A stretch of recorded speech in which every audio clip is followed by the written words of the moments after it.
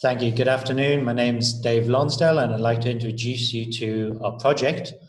We were challenged to quantify the soiling losses for an industrial scale photovoltaic plant.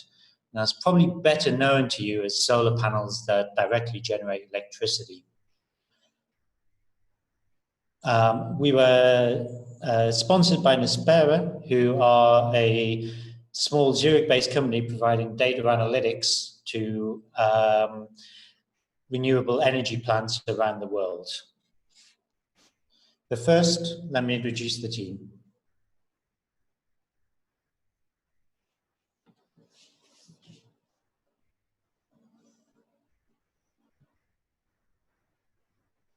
So myself, Dave Lonsdale, I have a background in engineering, and since then I've worked in the telecoms industry as a consultant, looking at, amongst other things, fiber deployments and data centers. My name is Daniel. I study geography and worked for several years as a consultant in the real estate field. My name is Konstantinos. I studied civil engineering and I have experience with geospatial data. Okay, so to the business problem. So these plants over time suffer from soiling, which is the slow accumulation of dirt or dust on the panels that lead to energy losses. Now in Chile, this can get as high as 39% per year, but at the plants we were looking at in the Atacama Desert, it may be as low as 3% per annum due to very low humidity. Nonetheless, this is something that the owners of the plant can intervene on, and once they understand the level of losses, may choose to clean the plant, but this is significant, taking 2.5 months to clean an area of something like 2 square kilometers. And the measuring of the losses through indirect measures, such as the normal operational data, is a surprisingly difficult problem. And there's no commercial solution in the market, so Nispera would be very keen to find one and be able to bring it for their client. Thanks, James. So nowadays, there are some soiling sensors that measure soiling, and that is an immediate way of measuring soiling in a photovoltaic plant. But most of the photovoltaic plants don't have those sensors. So that's why it's very important to develop a model that can quantify those losses indirectly. And when I say indirectly, I mean that we have to take into account all the other factors that affect energy efficiency in the plant. With the blue lines, you can see the actual energy output, and with the red lines are the expected energy. So we saw those patterns and we correctly identified those, and also giving that the temperature effect, which is that as the temperature goes lower, the efficiency gets higher. And also that there is a 0.5% per year panel degradation. So we took the data at the string level, and that means 20 solar panels. We had 380 daily string profiles, which we split it into good performance and poor performance. This way, we could filter out all those mentioned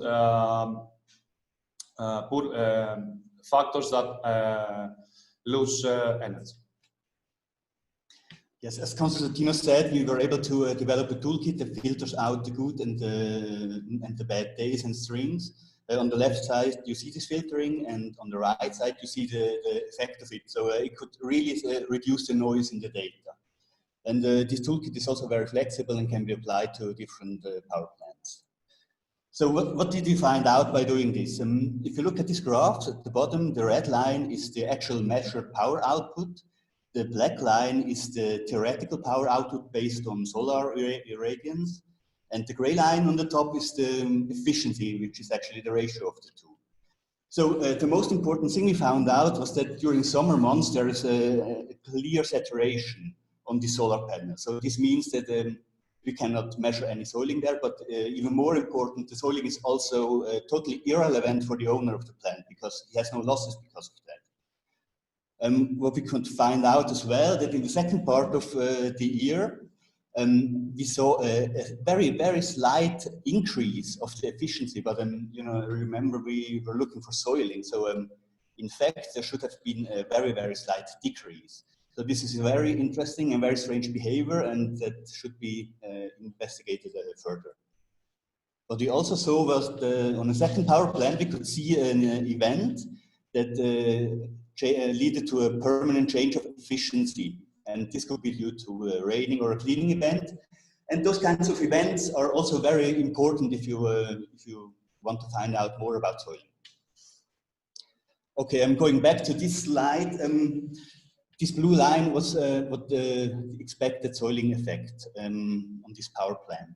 And you probably would agree with us that finding a very slight decreasing a signal in data that is very slightly increasing and also a bit noisy is an interesting task, I would say. But nevertheless, we still believe that this could be achieved by investigating any further, and Dave will tell you more about this. So as we came to the end of the project, we've been discussing with Nispera about next steps to progress this, as it remains a business priority to them. The most important thing is the first plant is currently, we've started to clean it, and once finished in the next few months, this will provide a super important baseline reference, which was information unavailable to us.